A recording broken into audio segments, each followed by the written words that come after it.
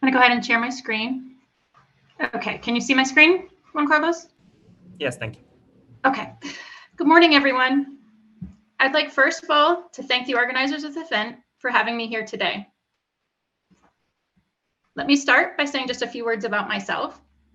My name is Amy Clark, and I'm with the United States Environmental Protection Agency, commonly referred to as the EPA. I have devoted my career of 17 years with the United States government, protecting our nation's valuable water resources. I'm here today to present on the Clean Water Law, and the EPA is the primary agency in charge of implementing the United States Clean Water Law. As Ambassador Pop described, the United States had vast water pollution problems, similar to those of Guatemala today. I still remember growing up on the coast of the United States, and untreated sewage would discharge into the ocean after every major rainstorm. The pollution was so severe that we couldn't go back into the water until days after the rain stopped, which was hard to do as a child who didn't want to listen, which I'm sure is relatable to many. So today I'm going to discuss both the challenges and the solutions to the United States water pollution problems through the enactment of the Clean Water Law, and also how the United States is addressing water insecurity today through integrated water resource management. This presentation is meant to be a starting point for the discussion with the panelists following. And lastly, just a disclaimer, the Clean Water Law is very comprehensive, and due to time limitations today, I will not be able to cover every section of the Clean Water Law. So let's go ahead and get started with a little bit of history around this law.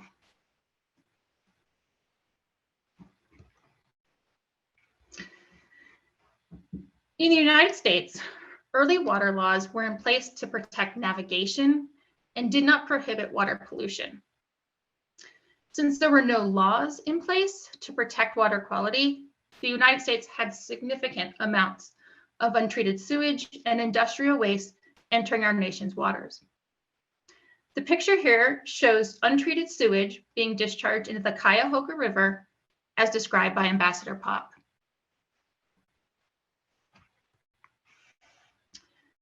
In 1948, the United States Congress reacted to this widespread pollution and passed a Water Pollution Control Act. However, this law failed to provide funding or money for the construction of sewage treatment plants, nor restrict industrial pollution. So water quality improvements were minimal at best.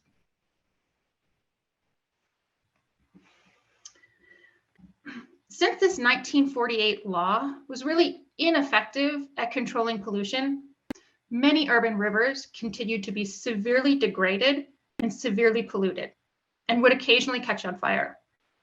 This was common in most major cities like Boston, Chicago, Philadelphia, and Cleveland, Ohio. The picture here is the Cuyahoga River discussed during Ambassador Pop's opening remarks. I'd like to draw your attention to the sign in the upper left along the river shoreline. It shows that the river was flammable. And as we know, water should never be flammable. This sign demonstrates how much pollution this river really contained. Here are some additional photos of the numerous fires and severe pollution of the Cuyahoga River during the 20th century. The picture on the left represents politicians demonstrating the level of oil pollution in the river. The pollution was so severe that this river was described as a place where a person does not drown, but decays.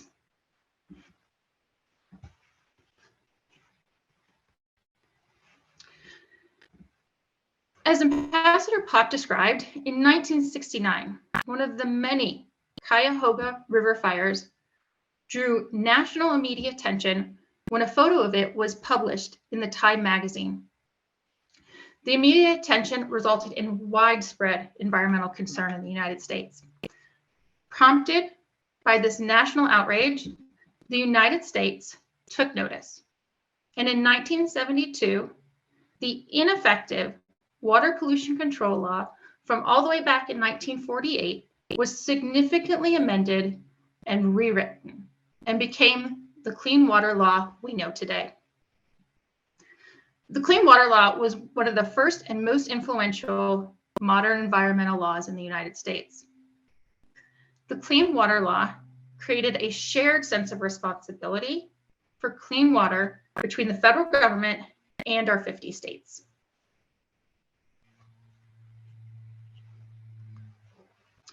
So next I'll discuss an overview of the 1972 Clean Water Law. The Clean Water Law is the primary federal law governing water pollution in the United States. The goals of the Clean Water Law, developed in 1972, were very ambitious, as you can see from the slide. The United States did meet some of the goals by the 1980s. However, still today, not all waters are fit for fishing or swimming, so there's still plenty of work to do. And just to provide some context, the Clean Water Law does not set standards for potable water or drinking water, but rather the sources of potable water, such as rivers, lakes, and even the oceans. In the United States, standards for determining if a water is treated enough to be considered potable or drinking water quality is determined by a different environmental law. Additionally, the Clean Water Law does not directly address groundwater, which is protected with a separate environmental law as well. Put simply, the Clean Water Law establishes the basic structure for regulating pollutants entering our waters and the acceptable level of pollution for those waters. The law aims to prevent, reduce, and ultimately eliminate pollution from our nation's waters. I will discuss each of these major sections of the law on this slide in more detail. But first, this slide demonstrates how the Clean Water Law is structured. For instance, you can set standards to protect a water's use, like fishing or swimming or agriculture. And if fish in the water are killed to excessive pollution or maybe toxic discharges from an industry, the Clean Water Law allows the federal government to collect fines from that industry. So next I'm going to talk about the pollution control strategies authorized under the Clean Water Law. These strategies include technology standards and water quality standards. First, I'm going to talk about technology standards.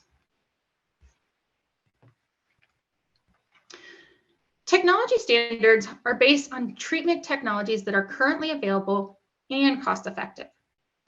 In other words, you can't require a treatment technology that is cost-prohibitive or would result in an economic hardship. These standards typically apply to industries, sewage treatment plants, and factories. As shown on this slide, an example would be for silver mines. Silver mines in the United States are not allowed to discharge their mining waste in excess of 1.5 milligrams per liter zinc. This is an example of a technology standards for silver mines because it's been determined based upon current technology that these mines can treat their waste to this level, this 1.5 milligrams per liter zinc. That's an example of a technology-based standard.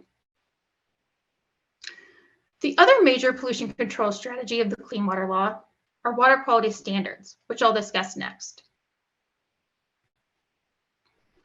Water quality standards are developed to protect the use of the water, such as fishing, swimming, agriculture, or maybe even water that's to be used as potable after treatment. To protect these waters and achieve the desired water quality, you set a standard to limit the amount of pollution in the water. For example, in this picture, the water quality standard for this water is 1 milligram per liter.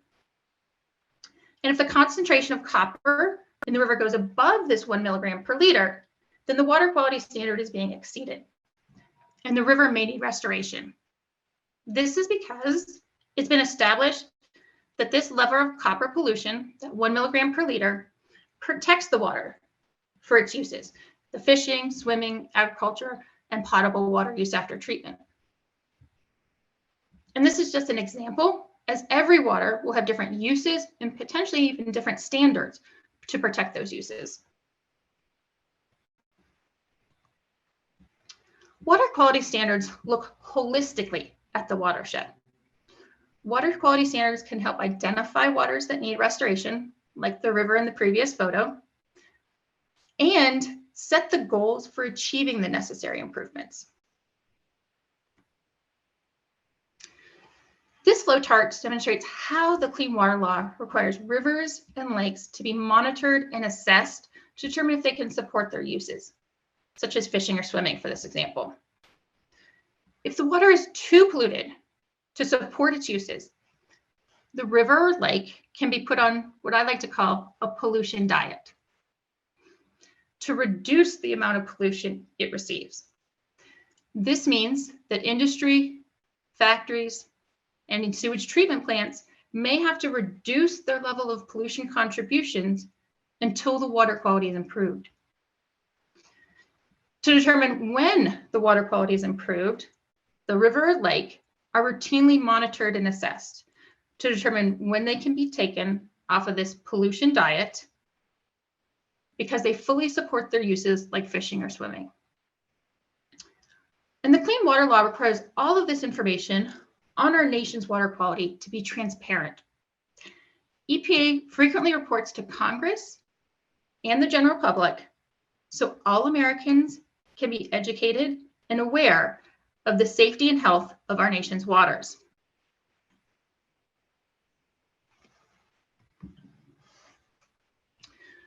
So the pollution control strategies just discussed, water quality standards and technology standards, are implemented by issuing permits. Permits are issued to single identifiable sources of pollution, like sewage treatment plants, factories, and industry. Permits are the tools used to ensure that these industries and factories and sewage treatment plants comply with the technology standards and water quality standards we just discussed. The law clearly prohibits the discharge of pollution from these sources without a permit.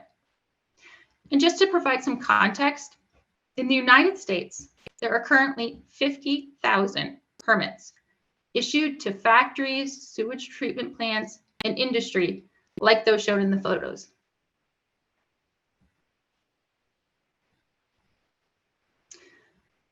Another major part of the Clean Water Law is that the public must be given the opportunity to participate in most major actions. The public must be made aware of the action and have the opportunity to provide input to EPA.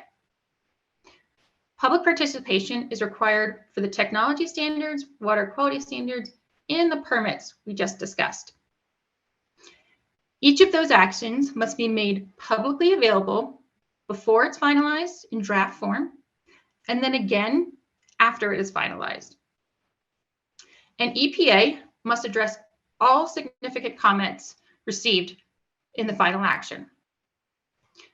Citizens can also request a public hearing where they can voice their concern or support for an action like the public hearing shown in this photograph. So next I'll discuss how we ensure compliance with this law. I recently heard the expression, laws without enforcement are just suggestions. Imagine if a speed limit sign on the highway said, "We suggest you do not drive faster than 100 kilometers per hour, please."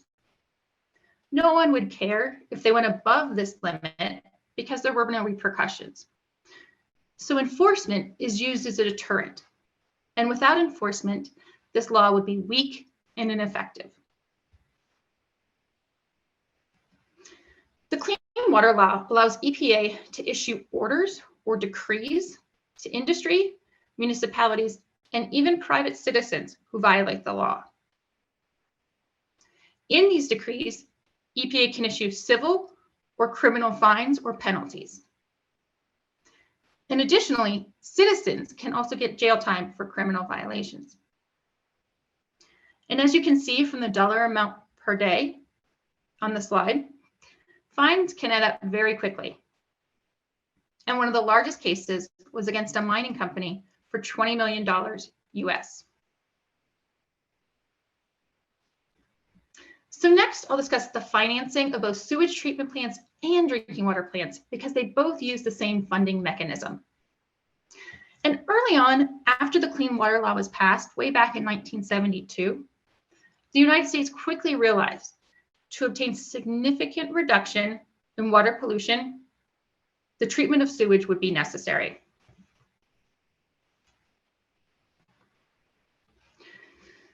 The Clean Water Law basically establishes a loan program that helps municipalities obtain low-cost funding for both sewage treatment and drinking water treatment. Industry must pay for their own treatment of their own waste and cannot use this loan program. As the United States operates on a pay-to-pollute approach for industry. It's also worth noting the United States Embassy is working on ways to help finance climate-smart infrastructure, including for water management in places like Guatemala.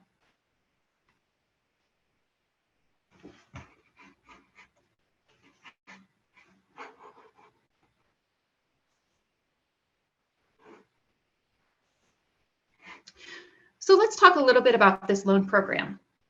This slide illustrates the complex funding mechanism to finance both sewage treatment and drinking water treatment. To simplify this illustration, EPA and state governments put money into a joint fund along with bondholders. The money is then loaned out to municipalities for either sewage treatment or drinking water treatment. This fund provides loans to municipalities at lower than market rates, usually about half, making sewage and drinking water treatment cost affordable for all, including in low-income areas in the US. Municipalities then have 30 years to pay back the loan, which is then used to replenish the joint fund and repay back bondholders.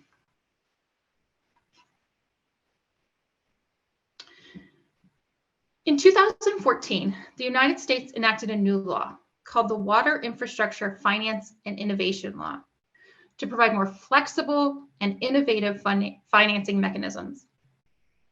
This law created a federal credit program in the form of capital loans for eligible water infrastructure projects and provides subsidized financing for water infrastructure projects that would otherwise struggle to obtain financing. The new law also created the Water Financing Center to help municipalities design inventive financing mechanisms, including public-private partnerships, as shown on this slide. Public-private partnerships generally lower costs, improve quality control, and expedite delivery of services. These types of models may help communities with an alternative to the finance, design, construction, operation, and maintenance of water infrastructure.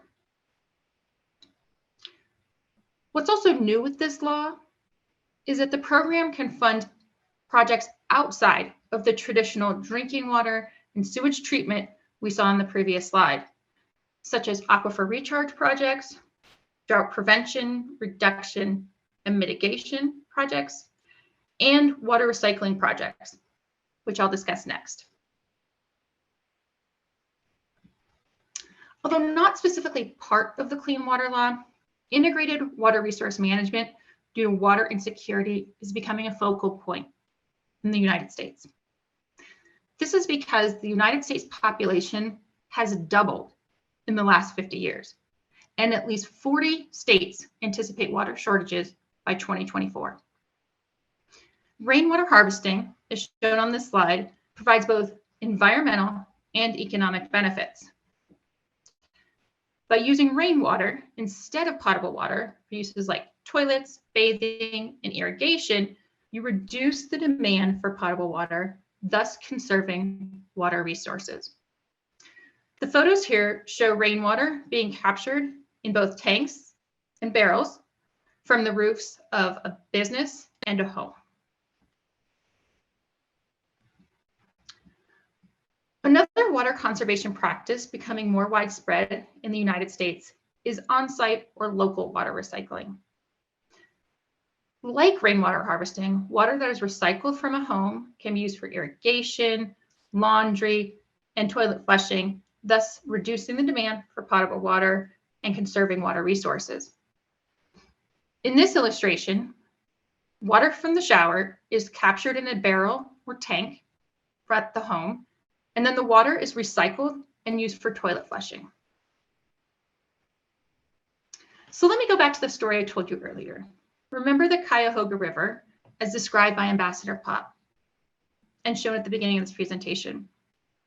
I want to show the stark difference of the Cuyahoga River exactly 70 years apart this year. American Rivers recently named the Cuyahoga River of the Year because of the remarkable improvements made to water quality. This river was once a symbol of calamity, but from it came an environmental movement that awoke a nation to needed change. The Clean Water Law was instrumental at reducing pollution in this river as well as all of our nation's waters. Significant water quality improvements have been made due to limiting pollution from industry, factories, and sewage treatment plants.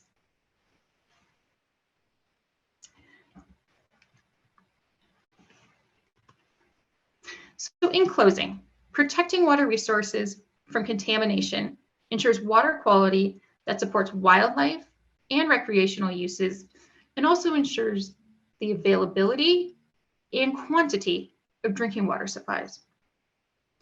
Drinking water treatment and costs can be significantly reduced by limiting or controlling pollution to our water supplies. In conclusion, clean water and economic growth do not have to be disparate goals. And in fact, clean water promotes economic prosperity. As we have learned in the United States, we need clean, safe, and ample water supplies for economic development and viable communities. Thank you so much for your time today, and I look forward to any questions you may have.